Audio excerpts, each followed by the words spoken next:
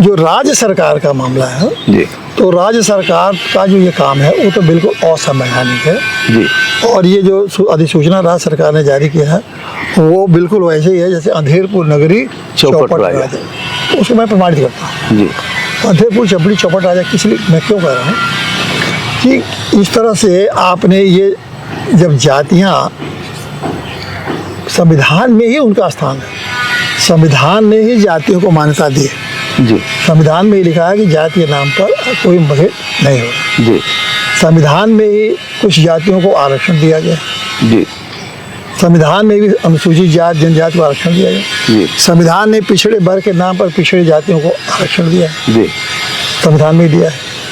संविधान के आधार पर ही अनुसूचित जाति जनजाति आयोग बना है, आयोग बना। संविधान के अंदर ही पिछड़े वर्ग का आयोग बना है। जी तो ये संविधान ने तो इसको मान्यता दिया है ना जाति को। जी अब आप कहेंगे कि जब संविधान में अनुसूचित जाति जनजाति आयोग है, पिछड़ी वर्ग जनजाति आयोग ने काम किया है कि जातियों की पहचान करके बताएं कि कौन अनुसूचित जाति है, पिछड़ा वर्ग बताए कि कौन पिछड़े वर्ग में आते हैं, कौन कौन जातियाँ हैं। उनको यही काम ही है करने के लिए। पिछड़े वर्ग आयोग में और अनुसूचित जनजाति आयोग में भी वो होते हैं अनुसूचित जाति के ही आदमी। पिछड़े वर्ग आयोग में भी उन्हीं के अध्यक्ष होते हैं, उन्हीं के सदस्य होते हैं। फिर सारे नेता हमारे हैं, MLA प्रधानमंत्री बनते हैं जाति के नाम पर, मुख्यमंत्री बनते हैं जाति के नाम पर, मंत्री सारे बनते हैं जाति के। और कहते भी हैं कि हम फला जाति के हैं। हाँ, और टिकट के नाम पर जाति के। वोट मांगने जाएंगे तो सब जाति ही की अंदर अंदर प्रचार करते हैं।